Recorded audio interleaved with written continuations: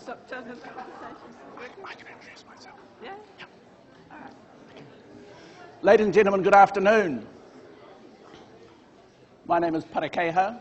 I'm the Pro Vice Chancellor for Learning and Teaching, the Pro Vice Chancellor of my advancement, and because I belong to an institution in which no good deed should go unpunished, I'm also the Dean of the Faculty of Maori Development at the Auckland University of Technology. In a previous life, I was also the Pro Vice Chancellor for Commercialisation. And what might that mean? Well, amongst other things, I have a licence to be professionally confused. But in my confusion, one of the things which I wanted to offer this afternoon was a forum or a place in which to share with you the excitement that I have for learning in the communities which I have some responsibility for. And I have the great privilege of being the chief cheerleader, if you like, for my teams represented by the Centre for Learning and Teaching and indeed Tarapo Tama, the Faculty of Maori Development. Now, in the context of the word faculty, I have to say that not only are we the only faculty of its kind in the world, we're probably the smallest faculty in the world. I have no more than about 20 academic staff. But I have the great privilege of leading them, if not being their champion. So I apologise in advance if I get a little overexcited, because I'm a great and passionate supporter of their work. And in that context, I brought one of my staff this afternoon, Hohepa Spooner, and we're going to do a Morecambe and Wise because it is going to be much more useful to you in particular if we demonstrate some of the things that we're doing. So I've entitled this presentation, M-Learning, Maori Advancement at AET University. Now, M could be Maori, it could be mobile, and for those of you that have read my abstract, and indeed as we go through the presentation, you'll find that I've taken a leaf out of the advice provided by the great and definitely misunderstood Florentine administrator Niccolo Machiavelli. And this is what he said: "It must be considered that there is nothing more difficult to carry out, nor more doubtful of success, nor more dangerous to handle than to initiate a new order of things. For the reformer has enemies in all those who profit by the old order, and only lukewarm defenders in all those who would profit by the new order. This lukewarmness arising partly from the incredulity of mankind who does not truly believe in anything new until they actually have experience of it." So my task this afternoon is to give you an experience of the developments that are taking place at my university and indeed in my faculty. Where shall we start? Well, I want to start with this. It is an artifact. How many of you remember getting your first Nokia 6000 series mobile phone? At the time, it was the mobile telephone equivalent of the best porn that you could get. And for many years, this was the oldest pull telephone at my university because it used to sit in this pocket. It used to sit in this pocket to remind me of a conversation that I had with Hohepa some 6 to 7 years ago. The date's not important. And it was the day after our friends at Apple had launched the first iPod. And as my staff ever want from time to time, they will come into my office, bright-eyed, bushy-tailed, but somewhat concerned about my willingness to increasingly say no. And Hohepa asked me one simple question: can I have one of these? Fortunately for him, and he doesn't know this, the night before I'd seen the launch on television. And like most who receive a road to domestic experience, I suddenly saw a different world. I saw a different world full of possibilities that I could only have ever imagined. And this is what I said to him: as sure as God made little apples, this thing will eventually merge with that thing. And the rest, as they say, is history, because like most capricious consumers of porn, I've swapped my Nokia 6000 for an iPhone. And I'm unapologetically a 3-screen, and I expect to be, in the not too distant future, a 4-screen consumer of information and data. I look forward to that outcome. But not only did I say to Hohepa, as sure as God made little apples, these two things would emerge. What I concluded our discussion with was the following statement: now start running. And we have been running ever since. One of my biggest regrets, however, was not going out the following morning and buying Apple shares. I should not only have bought Apple shares, but I should have sold Nokia shares long.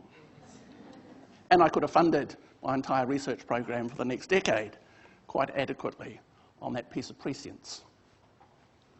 I want to start with an imagination. Imagine that we had at our centre, the interests of our students, if not our university at large. Now, before I check, are there any chief financial officers from any university in this room? If you're too shy to put your hand up, let me just explain. You're our new best friends. Are there any chief technology officers in this room? One or two. You are our new best friends. So imagine a world in which we made a commitment to reducing cost, particularly the opportunity costs to our students. What might that look like?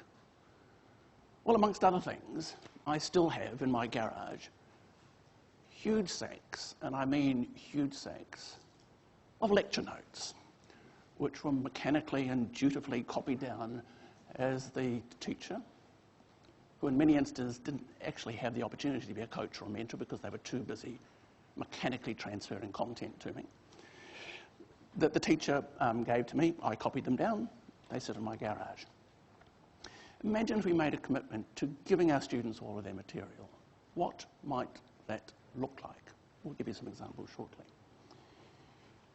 But take a fictitious university of about 20,000 full-time students. We might reasonably expect in today's day and age that your average student will spend $1,000 on textbooks per annum. That's the equivalent of $20 million worth of textbooks our students buy each year. $60 million worth of textbooks over the life of an average bachelor's program. And we could go on. The numbers become eye-watering. Personally, I wouldn't mind 10% of that. But let's the students have them. Imagine that if we reduced the mechanical transfer of content to students, what could we do? We could spend more time tutoring. We could spend more time mentoring. We could spend more time doing those things that certainly I, as a previous teacher, used to have the greatest satisfaction. I do lament a number of things, none the least of which the huge leap backwards, the day we were unable to remember or name each of the names of our students in our class. Because how could we possibly be inspirational, let alone be a coach or a mentor, if we could not name them? But such is my want to dwell on nostalgia. Imagine if we gave all of our students their material, then the opportunity costs for the students might be $3,000. They'd be $3,000 better off by not buying textbooks. Now, one of the reasons why I say that our chief financial officers, if not our IT officers, are our new best friends, is that in my own institution, I had to do some very rapid talking, particularly when Apple launched the iPad. What I had to do was have a serious discussion about increased efficiency, if not increased effectiveness. And I'll say something in a minute about that. Imagine a new future in which our students created a new future for themselves, who worked with them in new sets of endeavours which we can't possibly imagine. And importantly for my students, who a majority of whom are Maori, imagine using cultural capital as a source of imagination and success. This is a new order of things.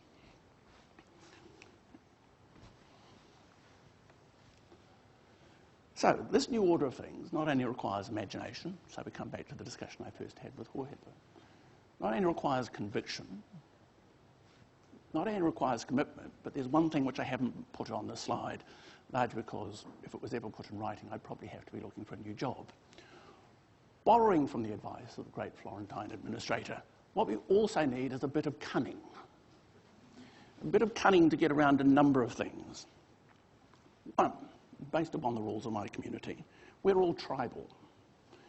And if you do not understand the language used by chief financial officers, or more importantly, do not understand the archaic, if not arcane, rules around the difference between OPEX or CAPEX, the first thing that your school manager will tell you is you cannot have a piece of new technology. Why? Because it is not in the budget. More importantly, even if it's in the budget, there will be a long-term debate about whether or not it's CAPEX or OPEX. So for those of you that are wanting to bring about a new order of things, particularly in the acquisition of new technology, can I commend to you your university's CAPEX and OPEX rules? Now, yes, if you have problems sleeping, it would be a great idea to get access to them.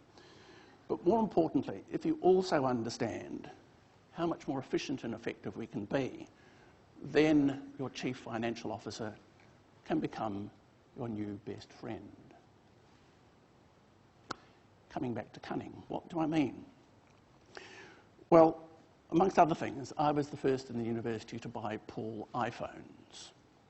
This was about to create a huge scandal, largely because I didn't have permission to do so. And more importantly, the chief financial officer was having conniptions about the fact that somebody might be roaming the world with unlimited access to data.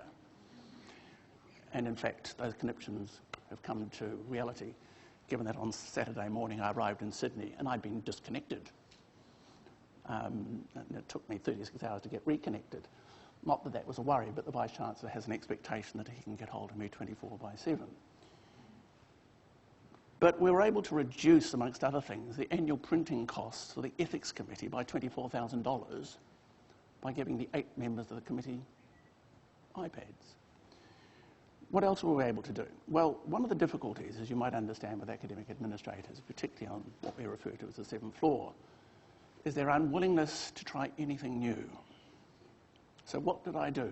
I went and bought iPads without asking permission and gave them to their PAs.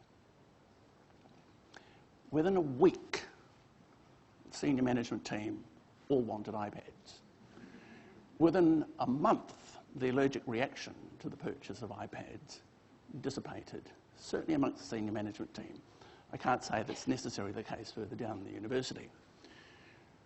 Within 6 weeks, Hohepa and indeed some of our other staff were providing opportunities for our academic staff and our allied staff to be trained. So one of the first things I did for our Māori staff was introduce this new program at the time, which is a little bit of cunning attached to it, which is called the Digital Native Project. And I acquired iPads for every Māori staff member at AUT on the proviso that they had to go through professional development, including, as appropriate, Māori language lessons, and more importantly, to provide a presentation 8 weeks later on the benefits of new technology to their job, irrespective of their position, both allied and academic. As a result of doing that, everybody else wanted the same thing. And the rest, as they say, is history. But I want to come back to the tension between cost on the one hand, technology, pedagogy, and content. Yesterday, at the centre of this diagram, I had quality, and that was largely to assuage the interests of the Deputy Vice-Chancellor, but more importantly, to continue to focus on the quality of the pedagogy and the content that we deliver our students. But yesterday I decided to substitute quality for student. But let me come back to cost. In the absence of the reformation of pedagogy, in the absence of a clear and comprehensive strategy for the delivery of content, all we will do as a result of acquiring technology for the sake of acquiring it will be to add cost, not only to our students but also to our university. Now, on the subject of cost, the big numbers become interesting, whether it be 20,000 students spending $1,000 a year or $20 million on textbooks. Imagine if we could reduce the mechanical transfer of content to our students and we're more like coaches or mentors. We could, without reducing quality, reduce our class contact hours by 25%. And in my university, the norm is about 40 hours per semester per paper. Reduction by 30 hours would mean roughly a 25% reduction. Now, why 25% is important is that if I was to go to my chief financial officer and say, for the $1 billion worth of capital that we've got, I could defer the next $100 million in investment in property by releasing what we've already got. More importantly, so 25% of $1 billion is about $250 million. An economically rational argument, in many cases, for the adoption of a new order of things. But also, without a commitment to content, we struggle, particularly in the eyes of our students, for acquiring the adoption of new ways of doing things.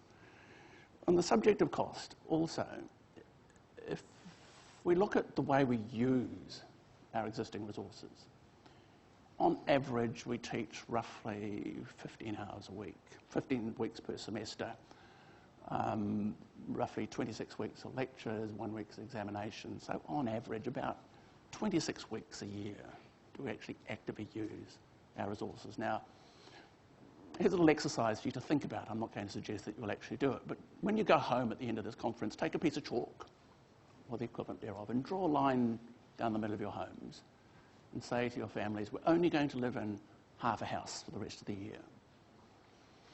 You wouldn't last beyond 10 a.m. on Saturday morning, particularly if the bathroom was on the other side. But our facilities, given our addiction, and I use that word deliberately, to geographic space, means that we're investing more and more into geographic space, but in many instances our students are less willing to be so sympathetic to the use of geographic space. What do we know? Most of our students submit their assessments between midnight and 2 a.m. in the morning. I'm certainly the last of the generation in which the state paid for everything. My fees, and in many cases allowed me to work. Most of our students have to acquire debts equivalent to the mortgages that our parents first had just to pay for their education. So imagine if we gave a commitment to our students to partner with them to provide them with work. What might that look like? Imagine if we gave a commitment to, as a consequence of putting everything online, and I use that word parenthetically, deliberately, it could mean, I'm not necessarily suggesting that it would, it could mean that our students could regularly consume more than the equivalent of a full-time course of study per annum. No reason why they can't. We already have summer schools. What could that mean? It could mean a student, I'm using could because my Deputy Vice-Chancellor has told me that I must never say this publicly. Our students could complete a 3-year program in 2, assuming that we join all the dots together and have a focus on quality. What could that mean? Well, for a university of 20,000 students, with 6,000 students graduating each year, it could mean that they graduate 1 year sooner rather than later, with an average starting salary of $40,000, assuming that the jobs are available. It's an added GDP equivalent to $240 million. Imagine if we made a commitment to our communities and our society to do that across every institution. What could that look like? Well, getting this in the right learning. M-learning. I want to borrow briefly from the language of my people. In the Maori language, there are no separate words for teacher or student. There's simply this notion of ako, where you're both learning and teaching at the same time. So consistent with Gregor's presentation this morning, good learning, better learning is therefore a product of social engagement. Therefore, personally, I'm not a great fan of everything being online. Why? Because I know this, based upon my own experience, that students will always learn more from each other, in most instances that they will ever learn from us. Sad, but true. But more importantly, one of our roles as educators, and thank you, Gregor, this morning for putting teaching back into the discussion, because good teachers sit at the heart of the life of universities. My university will continue to make 90% of its revenues for as long as I'm alive by good teaching. And yes, as Pro Vice-Chancellor for Learning and Teaching, I'm constantly trying to raise the profile of good teaching, for and on behalf of our students and for and on behalf of our staff. And importantly, within the construct of my faculty, I have a view that nobody can take anything from us if we give it to them first. What does that look like? I have a different perspective on the way that I work with my staff. Gregor made reference this morning to sages on the stage. Well, from my perspective, the stage, however, is out there. I see my staff as being members of rock bands. Now, they're going to laugh, largely because I'm a classical musician. I don't understand rock music. It's beside the point. What do we know about rock musicians? They sit slightly out of left field. They're not necessarily orthodox, but they have a huge following. And rather unfortunately, I couldn't find an appropriate image for me because not only was I attempting to portray the fact that I see my staff as members of rock bands, my job is effectively to be their chief groupie. Unfortunately, if you type in groupie into Mr. Google, most of the images I would not want to be associated with, so I decided I would avoid that. We're going to show you briefly some of our work, particularly around digital handbooks. We have made a conscious decision by semester 1 of next year to comprehensively roll out our entire degree program in digital handbooks.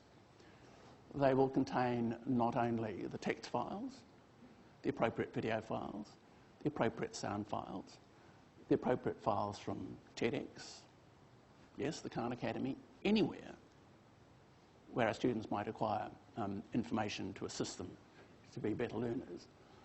And Hohepa will demonstrate that shortly. What else are we doing? Well, importantly, for our own students, and this is very similar for many minority students, most of our students do not necessarily have contact with their language or their culture.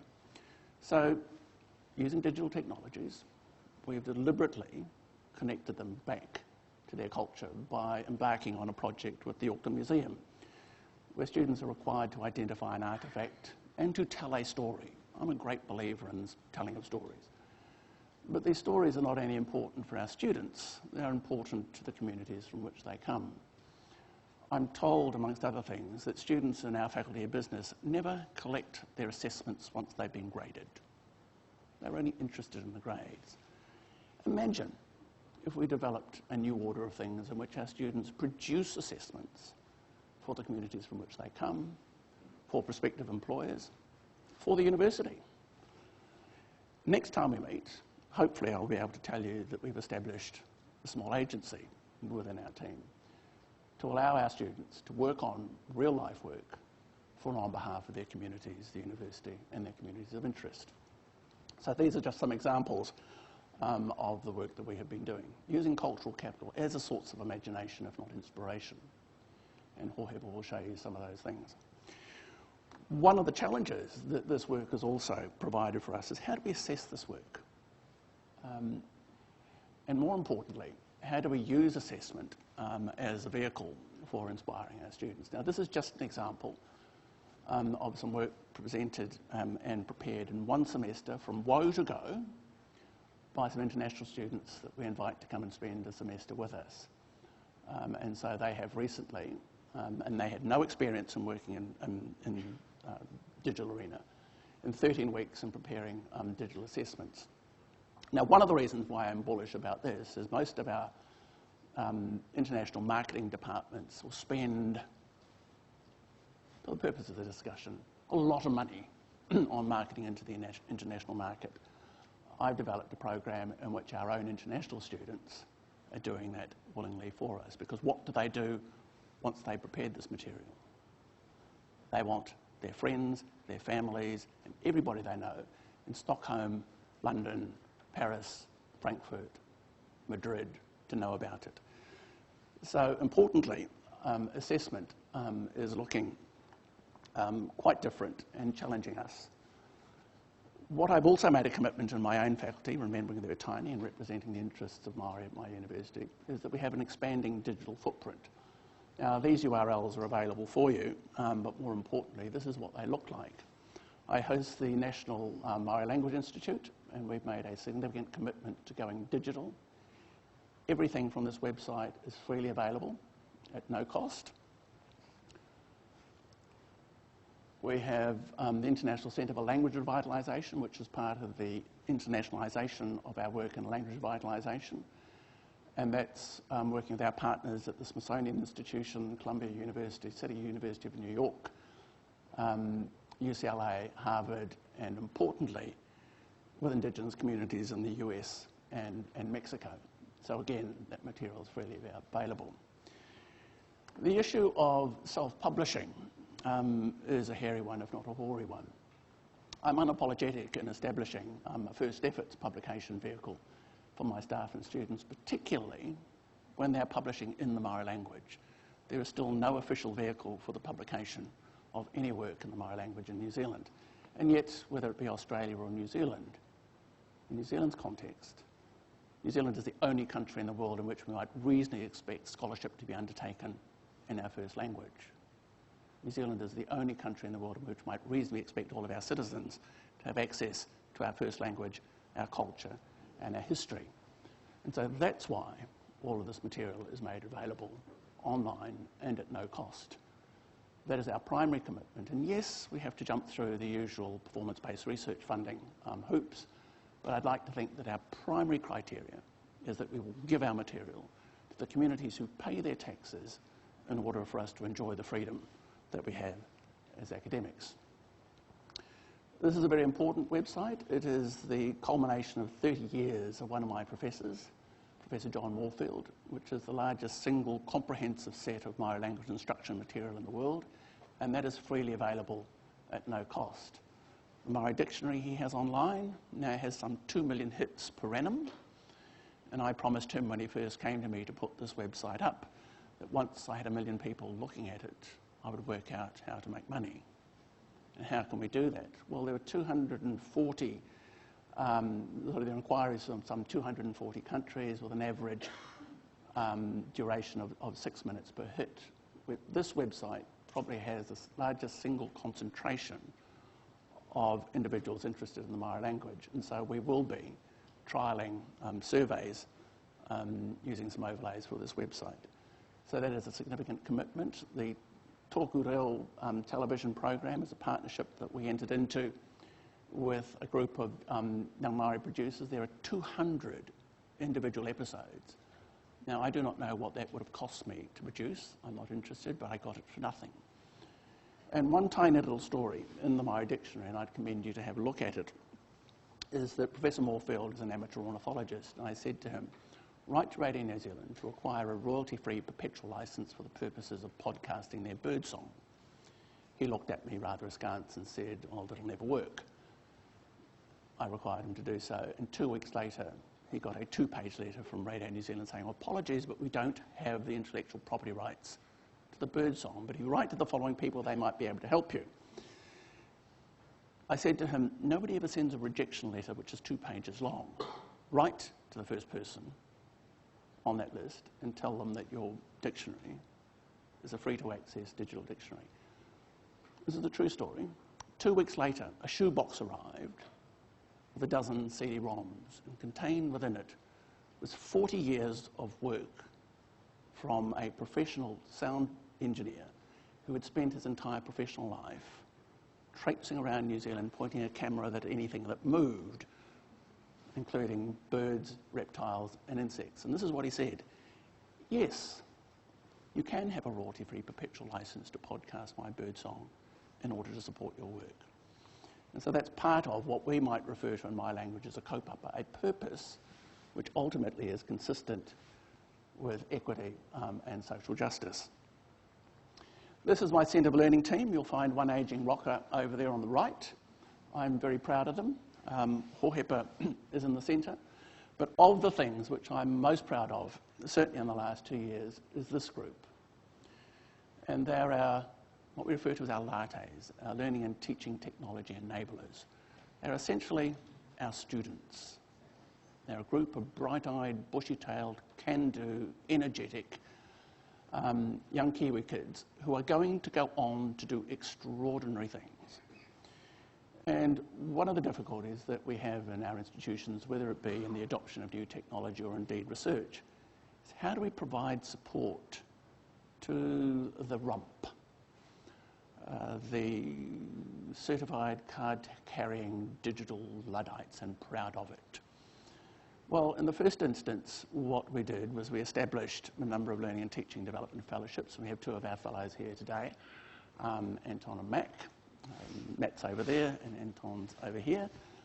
And with very, very small amounts of money, what did I do? Well, our previous strategy was simply this. Take a little bit of money and spread it thinly as possible, and let 1,000 poppies bloom. The problem with that is that we couldn't get change ingrained within groups fast enough. So we made a minor variation with a small amount of money. We developed some fellowships, and we will have completed our 65th, roughly, by the beginning of next year. Our publication rates in the centre tripled, thanks to Tom, but more importantly in a co-publishing model that we had. But these students are the students that we effectively sent out to hold the hands of those academic staff, who in most cases wanted to do a good job but didn't know how. I'm privately referred to as the university's chief nectology terrorist, and the problem with having that title is that unless I understand how terrifying that it might be for some people, it could be a job in which I become immediately redundant in. So this is the future.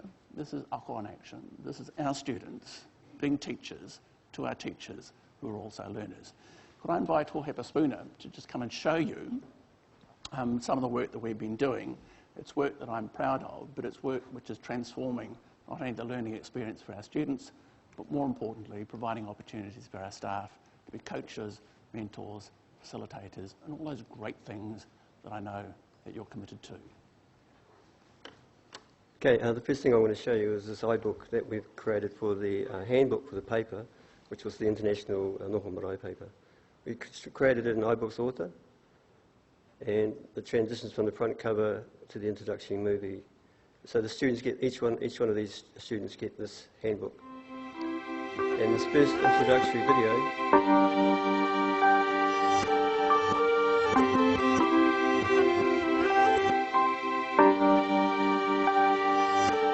Noho Marae literally means stay at marae, or marae stay. But the concept itself is around coming together as a family. They get to come and learn the haka, make their own poi, learn waiata, and just come together as one family. We share food together, we laugh, and the importance is... So they get an overview of what they're going to get for the paper experience, and at the beginning of the paper is this introduction, it's a mihi. Turu turu ki uta, turu turu ki tai. Kia ngā nao ki ngā pūring. After that, we get into the paper itself. It introduces this paper to the students, the outcomes, the content, the lecturer. Tap that hyperlink, and the student can contact the lecturer via the email app on the iPad after you connect to the wireless connection. Then the teaching strategy for the paper is outlined here. And then the program outline here with some images about what they're going to be experiencing during the program. And then the schedule for the tutorials that are going to be happening about how to do these iBooks for their presentation. After that, they learn about the tikanga at the marae, so we outline all of those protocols there in these paragraphs of information here. And then we get into a language component about how they can learn the language before they get to the class. And in this page here, we've loaded the audio files for the vowels in our language.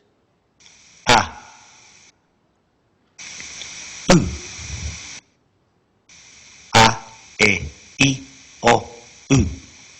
And then some phrases for them to learn too. So, Tēnā koe.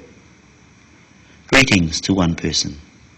And then some commands they can learn as well. After that, they need to understand the performing arts, which is a haka, a poi, and a stick game. So we give them some information about that, and they have the audio file for the haka here. And there's the text right below that, so they can follow that as well.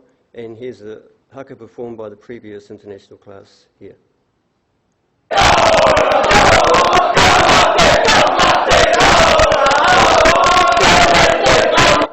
Oh yeah, and if they want to tap this YouTube link here, they can go and see the All Blacks do the haka. And get a feeling of how it's done before they play their major international matches. The girls learn how to use the poi, and here's a video here of the previous international class performing.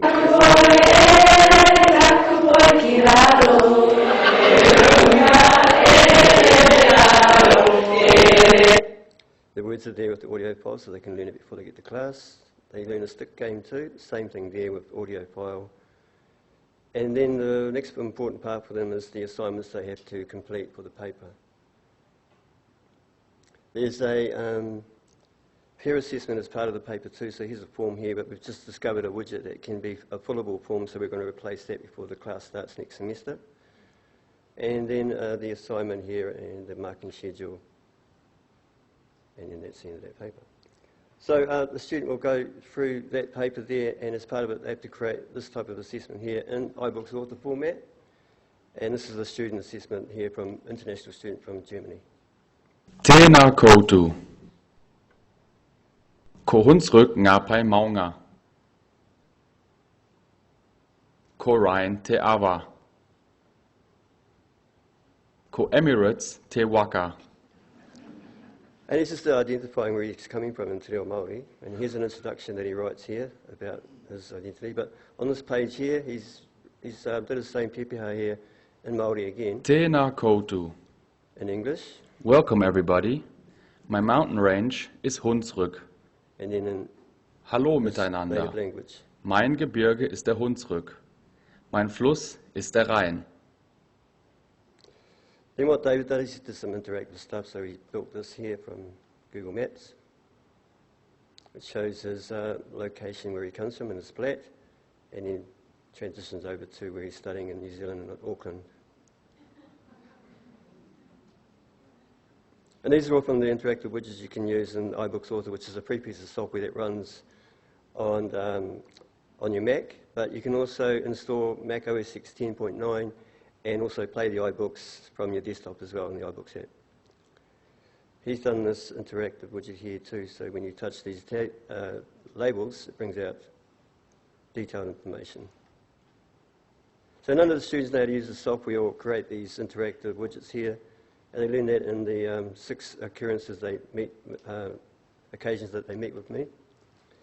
And then they document their experience through their wānanga at the marae there and take photos of that experience.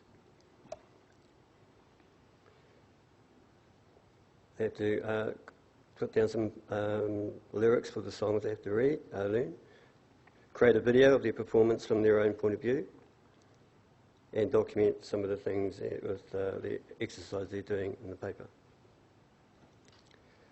So that's student assessment work from that paper there.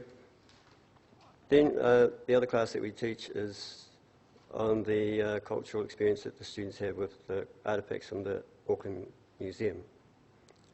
So with that, they use InDesign with our license we have with the digital publishing suite.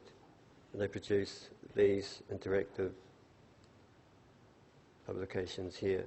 Based on a research they have to do, create the interactive widgets here, scrollable text frames, audio file embedded into this page.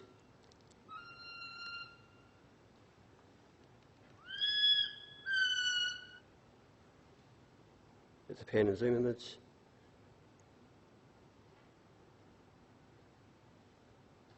This is another student assessment piece of work. Her assessment work was on that handheld club that this man is holding in his hand. On the right side there you can see a frame with a transitioning set of images with the different handheld weapons. These are the people that would possess these weapons. I'm just using my fingers to transition through these images. This is a place map where the object originates from. This has an audio file embedded in it. It relates to the tribal area and the artefact. Inside that is this image of the place that it comes from. You can zoom inside of it. And here's a movie that the student has to create for part of the paper as well.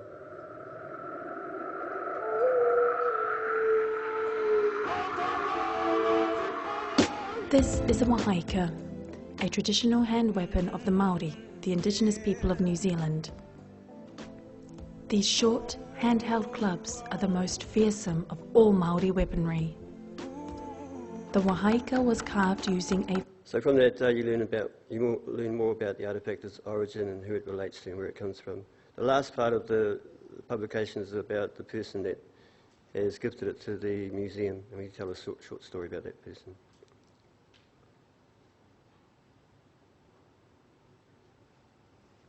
On this publication here, they have interactivity, and here's a multi-state object with these icons on the left here as navigation to layers of information about the artefact.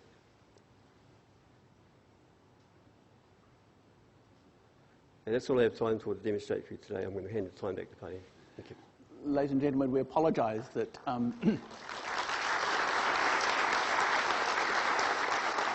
we haven't had much time, but consistent with the culture of my faculty, you have an open invitation to come and visit us. I'm enthusiastic. I'm extraordinarily grateful to my rock stars, whether they be in the Centre for Learning and Teaching. We have Dr. Stanley Freelick. We have, could I just get them to stand? They're going to hate this. Dr. Tom Cochrane, Hohepa,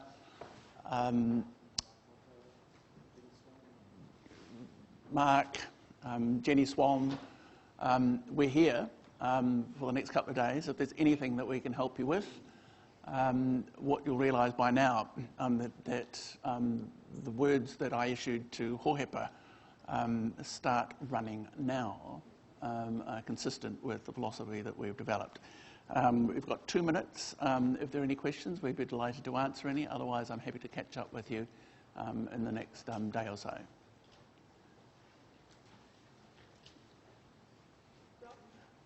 Yes, the only point that I disagreed with you about was perhaps about going from 3-year degrees to 2-year degrees, because although you can get students to work through things, there's a need for reflection and absorption and time to grow as a human being.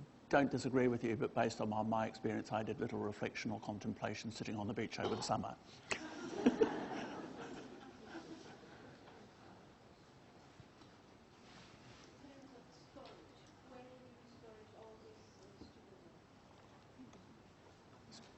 We've got a curriculum management system we use in our faculty. We store them all in there, and so we've actually developed a strategy for the whole university, which Centre for Learning and Teaching is working on at the moment.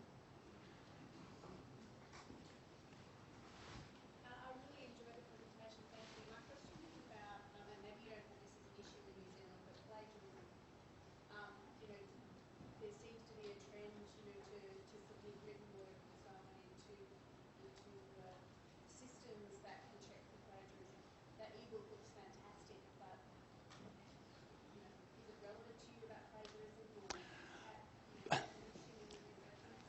Plagiarism is one of these interesting words, in which I would guarantee that outside the university context, 90% of New Zealanders, Australians might be different, will not be able to define plagiarism. And I think one of the difficulties is the duty that we have to our students to perhaps refer to academic honesty and, more importantly, academic integrity a lot more, particularly with the students for whom English is a second language. But I'm less worried about plagiarism and more worried about the construction of assessments which effectively allow students to plagiarise material from elsewhere. And I think it's, as much as anything else, the duty of a good teacher to construct an adequate assessment so that in many cases it's almost impossible to plagiarise from elsewhere, because you're asking students to create new knowledge.